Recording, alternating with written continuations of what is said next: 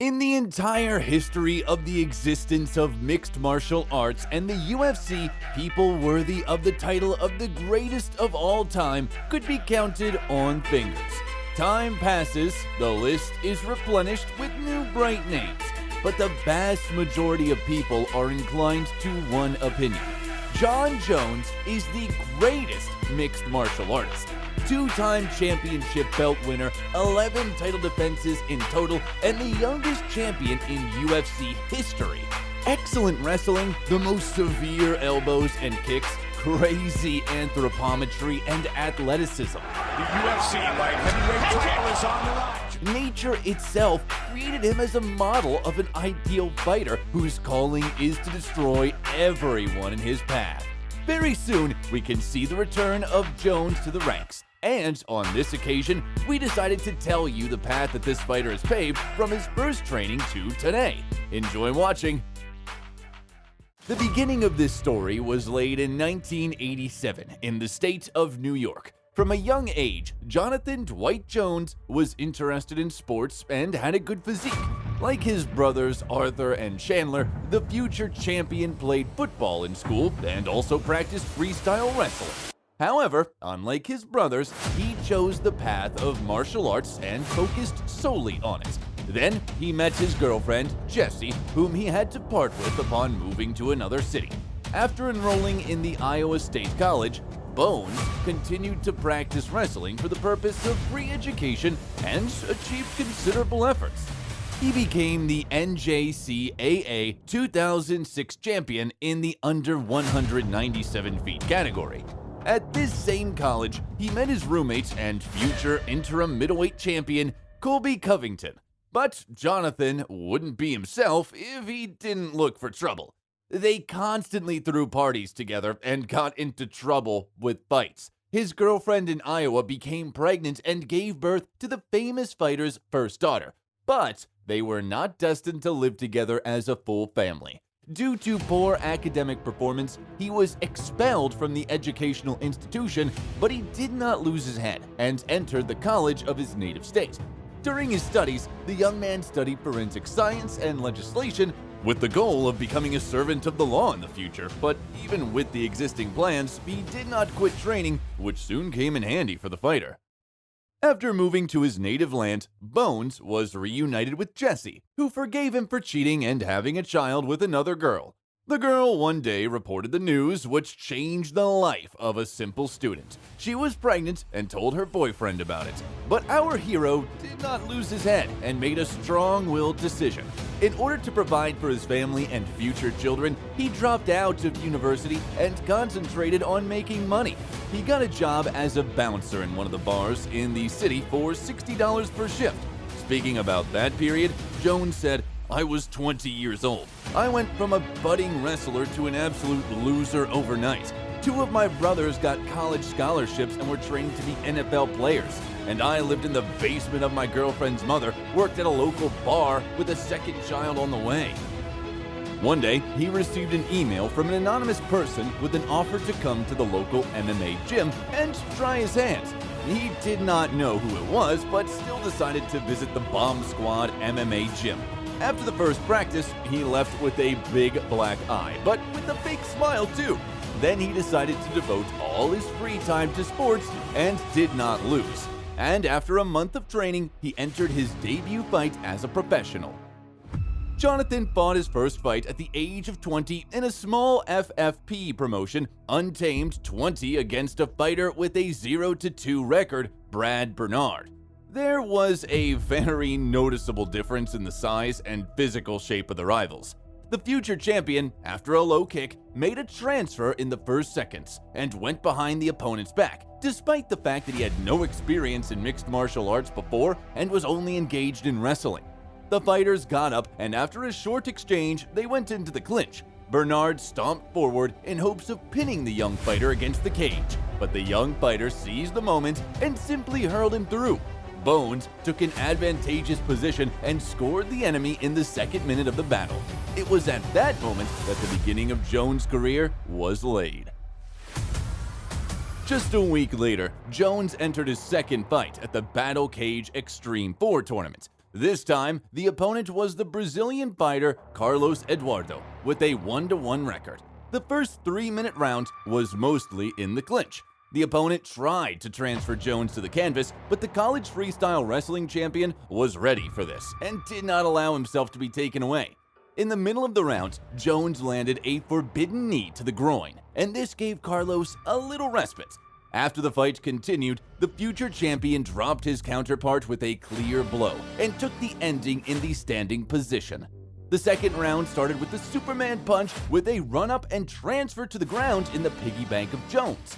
The Brazilian lay on the floor for about a minute, calling out the opponent, but the referee lifted him into a standing position, after which he was again on the canvas.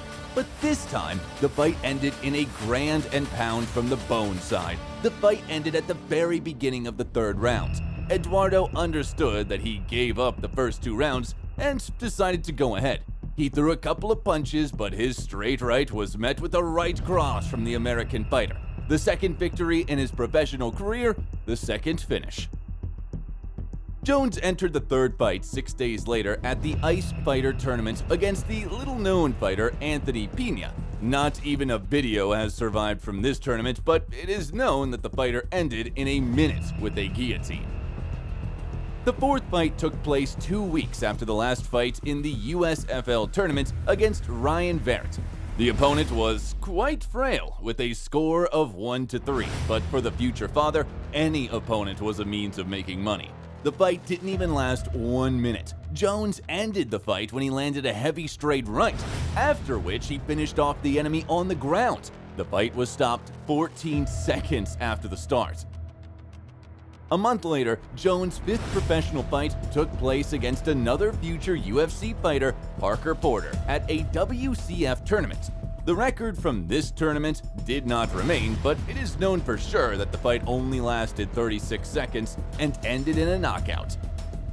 Less than a month later, Jon returned to Battle Cage Extreme against compatriot Moises Gabin with a 2-1 record. In this fight, we got to see for the first time those hallmarks of Jones' style that many of us have come to love. Hard knees from the clinch, elbows from the turn. Clumsy kicks and some technical problems were seen, but even so, he took the round in a one-sided manner. The second round began with a hip and elbow throw from an overhand position. The opponent got up, but this did not save him from beating and stopping the fight from the referee. 6-0 in just 3 months. At this time, the UFC needed a replacement for one of the fighters on the card of the 87 numbered tournament. The strongest organization sent a contract 2 weeks before the fight to a guy who just turned 21 years old. Then, in the 3 battle of prelims, Jon Jones first entered the arena, and the world then first learned about a young American named Bones. The opponent was the Brazilian Andre Guzmão. The opponent was 10 years older and with a 5-0 record. The difference in arm span was huge. The first round was measured and remembered except for the graceful transfer from Jones and the exchange at the end of the round. The second and third rounds went in a similar manner. Jones outmatched his opponent in punches and brought him to the ground several times. This performance attracted the attention of the UFC, and they decided to promote a young and promising fighter.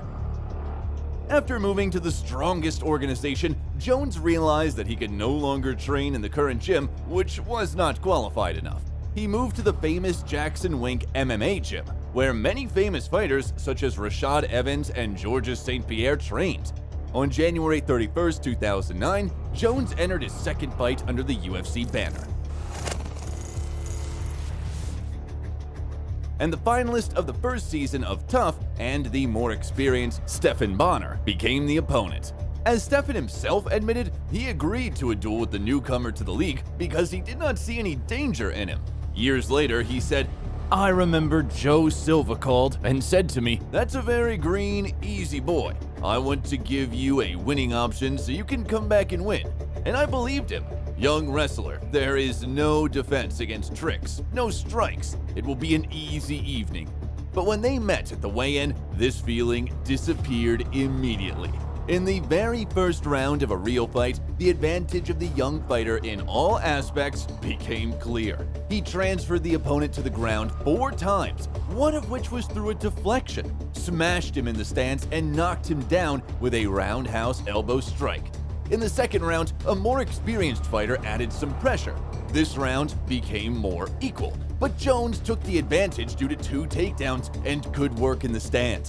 The third round was the most equal, and according to 2 judges, Stephan took it.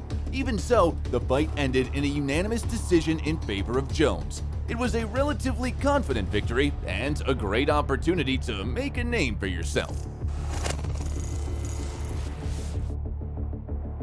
The third fight took place at the Anniversary 100 number tournament against Jake O'Brien. There were no dangerous moments or exchanges in the first round, but the viewers saw obvious progress in the work of kicks on all floors. In the second round, he continued to fire kicks and even shook the opponent with his elbow from a turn. O'Brien tried to land a takedown, but lost his neck in the process.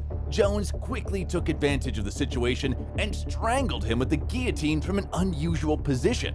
Excellent performance and noticeable progress in skills. And what is most surprising, for a long time, he did not even train his striking skills properly. He spoke about his skills before his third fight in the UFC.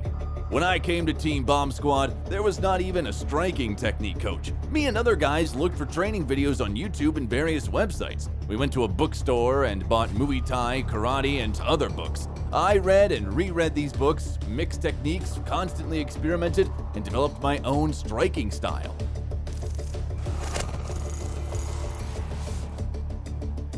In December 2009, Jones competed at the TUF final against tough wrestler Matt Hamill. In college, this fighter became the champion of the NCAA 3 division 3 times. And also a distinctive feature is that he is deaf from birth. The fight did not even last 1 full round. After a small aiming start to the round, Jones moved his opponent to the ground and took an advantageous position, from where he began to deliver crushing elbows. For more than a minute, he delivered unanswered blows in large numbers and often looked at the referee in the hope that he would stop the beating. Jones was pretty tired of throwing punches and landed a couple of 12 on 6 elbows. These punches are illegal. Because of this, the referee was forced to stop the fight and check on Hamill's condition. Doctors ruled that he was unable to continue the fight, which resulted in one of the most controversial verdicts in UFC history. Jon Jones was awarded a loss by disqualification, although it was clear to everyone that significant damage was caused by conventional blows, of which there were quite a lot. And Steve Mazzagatti simply turned a blind eye to this. This situation caused a lot of publicity, and for many years the head of the organization tried to cancel the result of this fight, so as not to spoil the statistics of one of his main assets. But all efforts were in vain. Jones didn't give up on the decision and continued to win.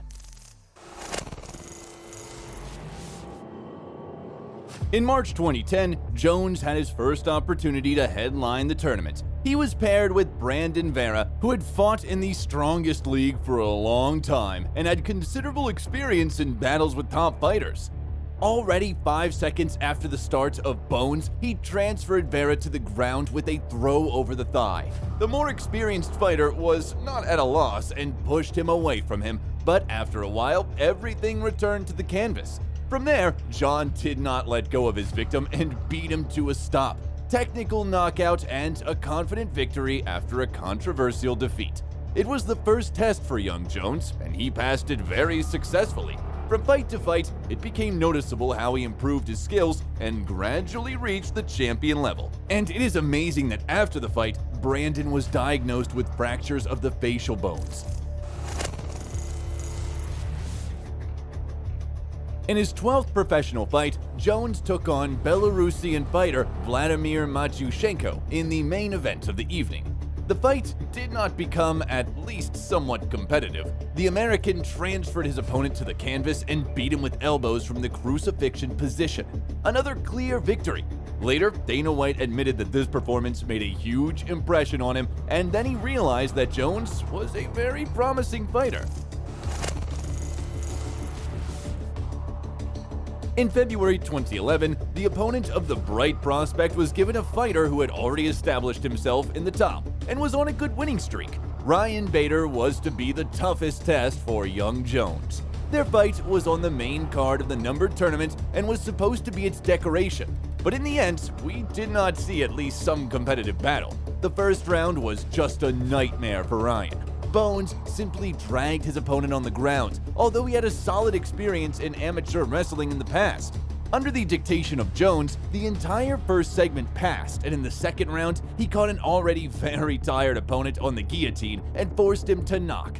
A confident victory over a very strong opponent. It became obvious to everyone that this guy had unrealistic strength, and the promotion bosses understood this. After the fight, in a post-match interview, Joe Rogan told the young lion that the bosses of the organization decided to choose him as a contender for the title in a fight against champion Mauricio Rua. The UFC wants to give you the opportunity to face Shogun Rua. They met that day in the octagon and shook hands as a fight agreement, and a month later, they met in battle.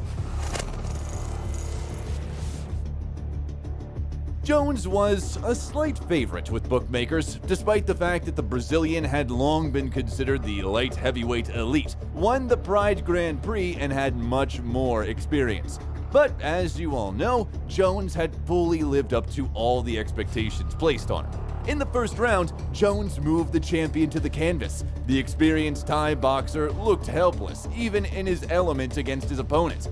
The second round, almost without a chance, went in favor of the American, and in the third round, everything turned into a real beating. First on the ground and then at the net. Jones delivered a devastating blow to the champion's body and knocked him down, after which he delivered a controlled knee to the tired fighter's head. There was a new champion at light heavyweight who was predicted to have years of dominance and many title defenses.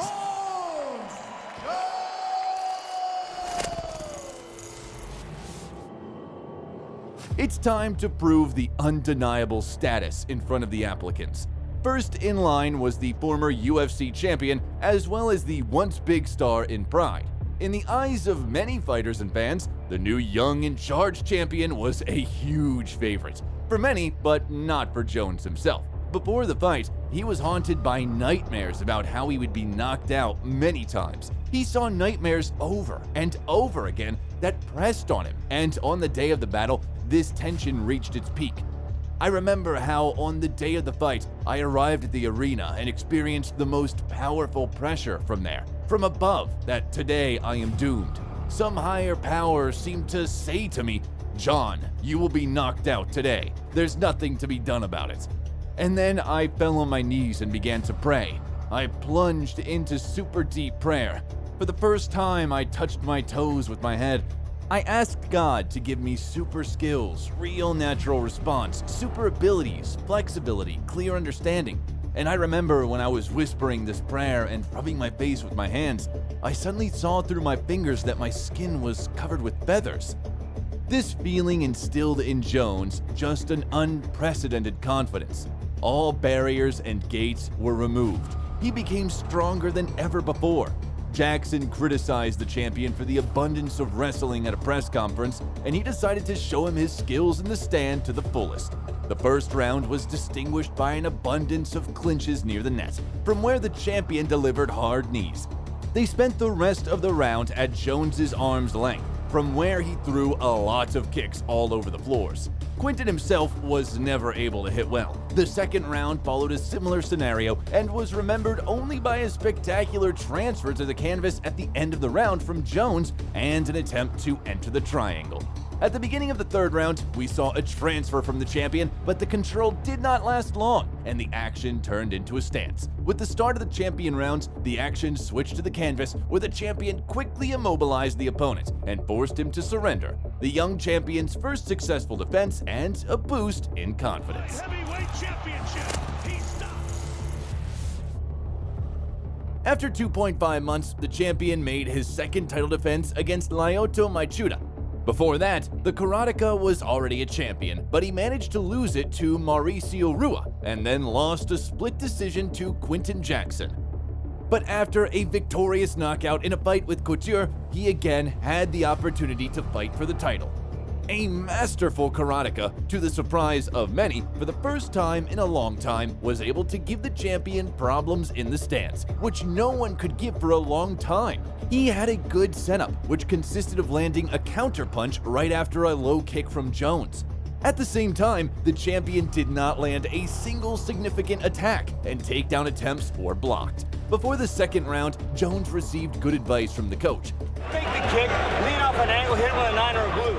To throw a fake kick and meet with a heavy blow. The second round became more active from both fighters. Jones landed more punches and the Brazilian took more risks.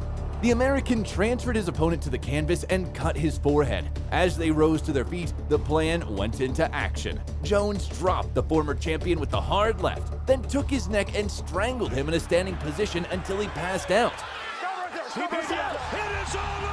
Great fight and another title defense. Bones proved that he can rebuild even in a disadvantageous position and take advantage.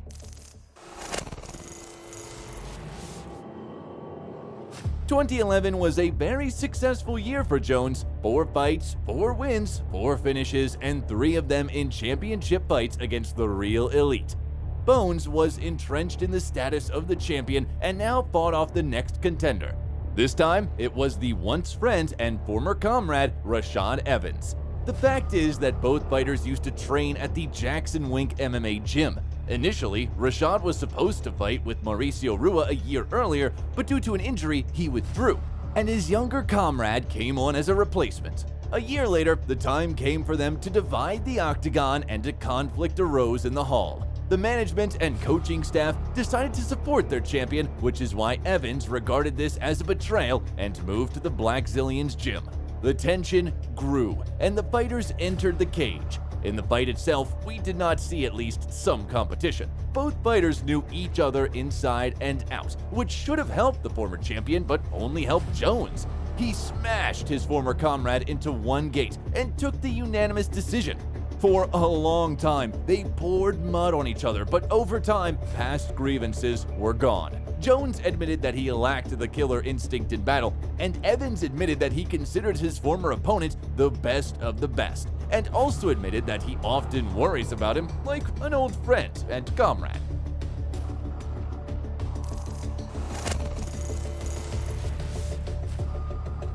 Immediately after, real hell and chaos began in Jones' life. In May 2012, he had an accident in his Bentley while drunk driving.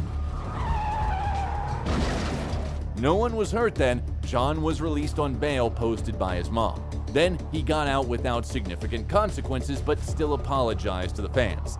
Jones' next fight was against former Pride double champion Dan Henderson at UFC 151. Hando then pulled out due to an injury, and Chael Sonnen volunteered to replace him. The champion refused to fight against a fighter with a different weight and completely inappropriate style after his 8 days camp before the tournament. The tournament was canceled, and his next fight was against Vitor Belfort, who came on as a substitute at the 152 numbered tournament.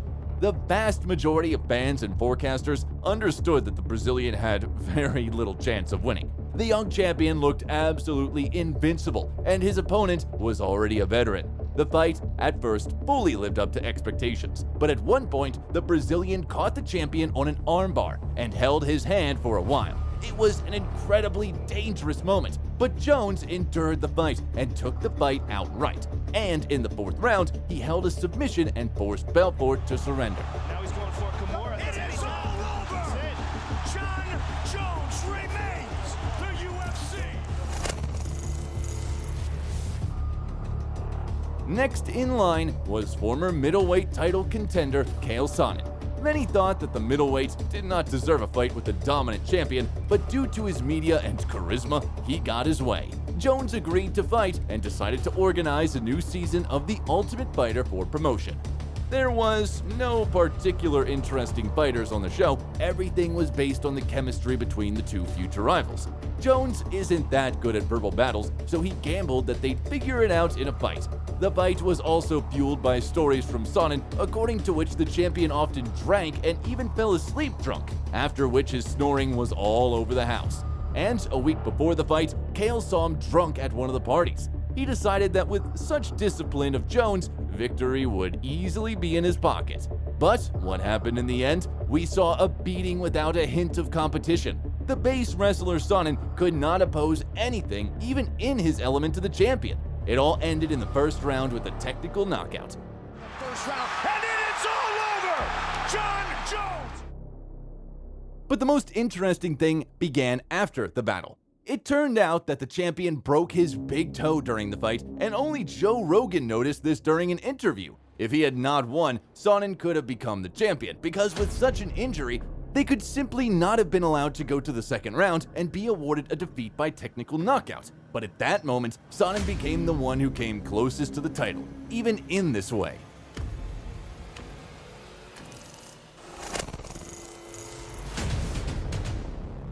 At this time, a super fight against middleweight title holder Anderson Silva was actively discussed. Jones injured himself and withdrew from his scheduled date. But it so happened that Gustafsson became the next contender, and the Spider lost for the first time in a long time. With this, the line of former champions ended and a new era of light heavyweight fighters began. The first of the contenders was a young boxer from Sweden, Alexander Gustafsson, going on a series of 6 wins. The audience did not give the applicant much chance and considered him as another scalp, but it was impossible to write him off because he had excellent boxing and wrestling skills, as well as dimensions almost equal to the champion. The first round was a mutual shootout at a slow pace, but both fighters did not forget about the correct technique and defended well. At the same time, the Viking was the first to be able to transfer Jones to the canvas. In the second round, they increased the pace and began to thrust into each other with all their might. At the same time, Alexander was better in the aspect of boxing than his opponent. Only one takedown in the entire fight by the champion was successful. Both shocked each other, both fought to the very end, both gave their all in this confrontation and brought the battle to a decision. Still, the undisputed UFC light heavyweight. From the lips of Bruce Buffer sounded "and steel." The fight instantly became a classic, and the debate about who won is still ongoing.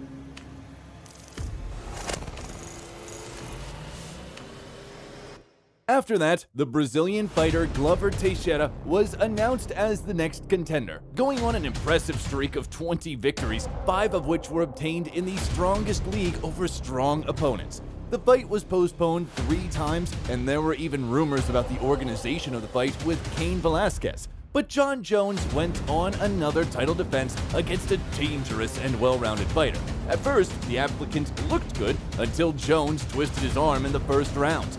After that, the right hand began to enter the entrance less often, as a result of which Bones simply smashed the next contender. A crushing unanimous victory and the 7th title defense in a row. Still, the undisputed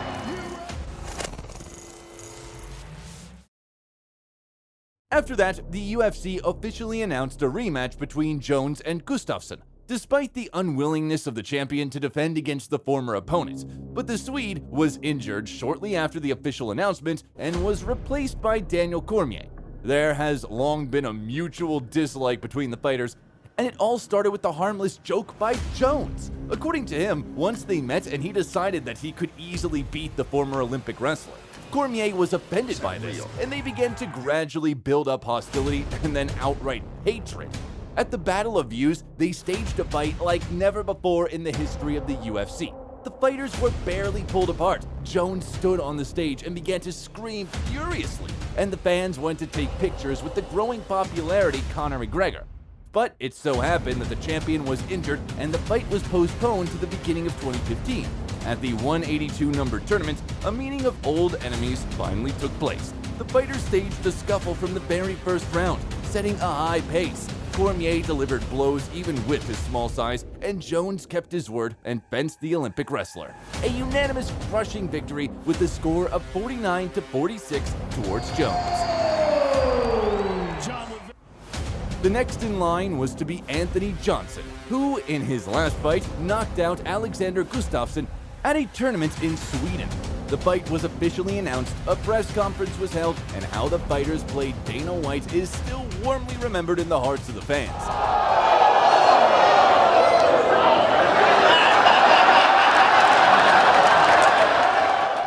Jones' addictions eventually led to sad consequences. In April 2015, Jon Jones got into an accident in which a pregnant girl was injured while driving a car into which a drunk Jones crashed.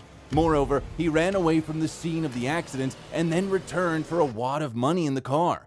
When inspecting the car, marijuana and a smoking pipe were found in it. He was stripped of his championship title and immersed in litigation while his belt was contested by Anthony Johnson and Daniel Cormier. As a result, he received a suspended sentence of 1.5 years, and after that, he was restored to the status of a fighter and the main contender for the title.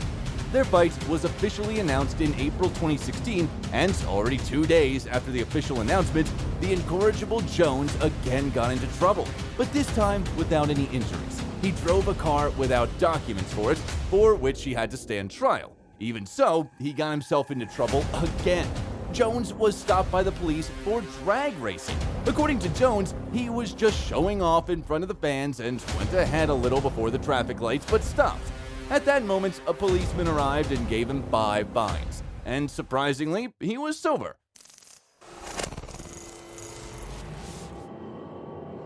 He was released with new conditions of probation, but after the problems arose with Cormier, he pulled out of his UFC 197 title fight due to an injury. He was replaced by the Ovens St. Preux for the interim title. The beginning of the fight was not very active. The former champion threw a lot of kicks while St. Preux threw singles. In the second round, he picked up the pace a little and invested more in punches, but the round still went to Jones' piggy bank. In general, the entire fight took place under the leadership of Jones, for which he was awarded a natural victory by unanimous decision and a temporary champion belt. The fight for the unification of the belts was announced at the UFC 200 tournament. A press conference was held, the anniversary tournament was crammed with stars. But a few days before the tournament, Jones was removed from the fight for a failed drug test and was suspended from the fight. Dana White was very disappointed, and Daniel lost his temper in a conversation with the boss. Daniel fought Anderson Silva in a regular 3-round bout, with Lesnar leading the tournament alongside Hunt. Dana hoped to the end that this was not true, but Jones failed another test. As a result, USADA found banned substances in his dietary supplement and suspended Jones from fighting for a year and stripped him of his interim title. He promised to grow up as a man, repented, and spoke about his sins with alcohol, and that he had overcome his demons.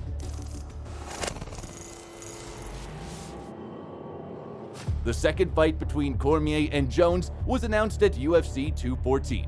By that time, DC managed to defend the title 2 times, but Jones still approached the fight as a favorite. During this period, grief occurred in the life of a fighter. His mother died, hitting him to the core. After that, a frank interview with Jones came out, where he spoke about his regrets and other sins. Fans have finally calmed down and accepted the fact that their favorite fighter has finally reformed and is ready to finally return to his former glory. A lot was said, a lot of insults and trash talk, a lot of promises. Dana White even openly admitted that he had not spoken to the famous fighter since the UFC 200 disruption. The rematch with Daniel Cormier finally took place after a long time. The first round was held in oncoming exchanges. From the very beginning, they trampled with a hail of blows and the intent to kill each other. The first segment went to the camp of Jones, but the champion showed himself well. In the second round, DC looked more upbeat and may have taken the round, but in the third round, everything was over. The opponent hit with a clear high kick and staggered the champion, after which he beat him to a stop. Jon Jones regained his belt and got even with an old adversary. The fight is over. Bones again became the champion, but everything was overshadowed by terrible news. The new champion again failed to test, but this time on steroids a month after winning the second fight. The fight was declared invalid and the belt was returned to Cormier. With such a terrible period and rework, he has greatly damaged his legacy and the attitude of the fans towards him. He was threatened with disqualification for a period of 4 years, but nothing happened. In the period between this fight and the rematch with Gustafsson, he managed to spoil his reputation again. He was accused of bribing the Athletic Commission and collaborating with it, according to which he leaked the commissions of other fighters. Meanwhile, Cormier managed to defend the title once more and move up to heavyweight for a second title. he vacated the light heavyweight belt, which was played between the former champion and Alexander Gustafsson. Before the fight, real chaos and the theater of the absurd erupted. He failed the test again. The tournament was moved to another state, and the researchers said that turinabol in the blood of Jones could remain for several more years. A lot of fighters expressed their dissatisfaction with the policy of the organization and the scandals around the fighter. It was time for the fight. The first round was not rich in events, and the second went with a slight advantage to the Swede. In the third round, the American transferred the opponent to the canvas and beat him to a stop. And then there was information that the new champion had successfully passed the doping test on the day of the fight with Gustafsson. But the bad reputation and title of a cheater still haunts the great fighter who defended the belt many times in a dominant manner.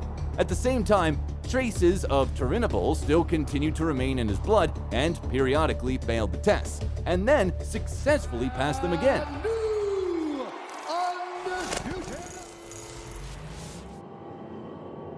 Jones made his first title defense since regaining the belt against Anthony Smith.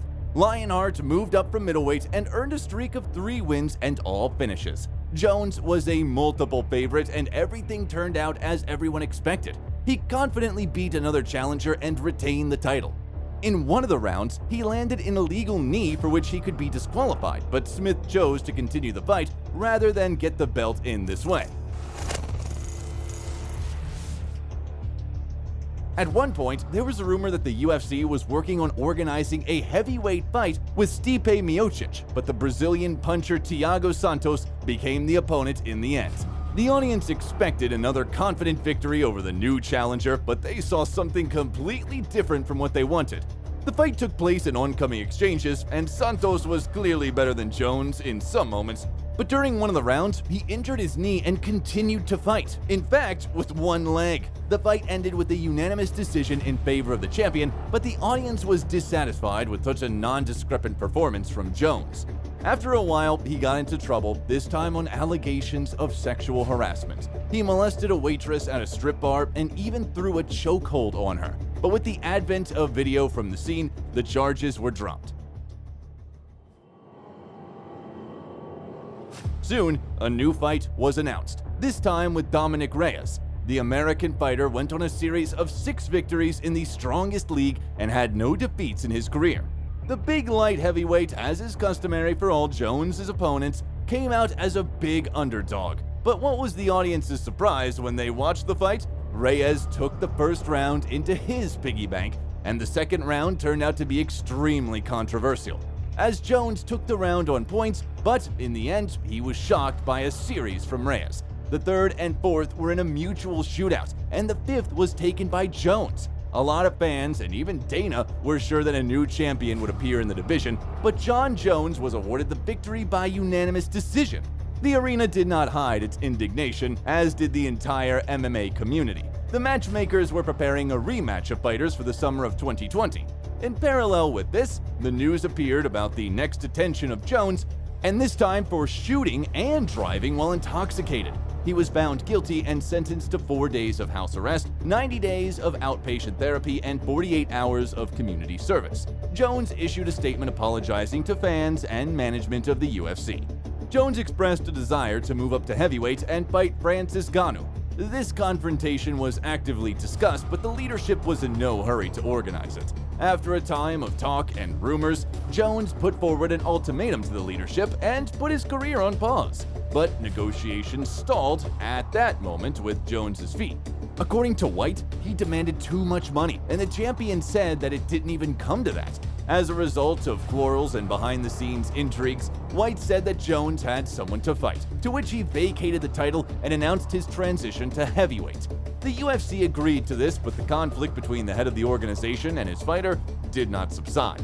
They continued to throw accusations of lies and continued to argue among themselves. Negotiations from time to time came to a standstill and opponents changed. First, it was Stipe Miocic, then Brock Lesnar, a light heavyweight fight with Adesanya was discussed, and Jones himself left the field of conflicts. As a result of 2021, Jones entered as a contender for the heavyweight title. He was supposed to fight the winner of the Miocic-Ngannou 2 pair, but again, there was a conflict over money.